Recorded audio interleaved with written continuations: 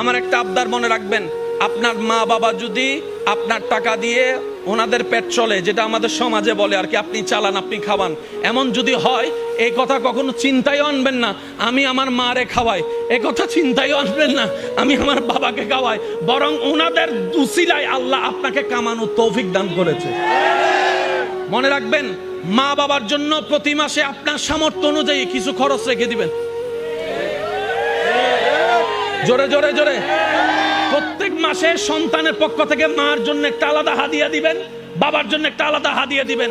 ওনাদের যেন চাইতে না হয়, বুক ফুলায় কাজ করেন, মার জন্য দেন, বাবার জন্য দেন। ঘরে বউ থাকলে বউকে বলেন, ও বউ, তোমার মা বাবা রেখে আসছো, আরেক মা বাবা এখানে আছে, আমি আমার জন্মদাতা মা বাবারও খেয়াল রাখবো। ওই মা বাবার কারণে যে তোমাকে পেয়েছি, ওই মা বাবারও খেয়াল রাখার চেষ্টা করব।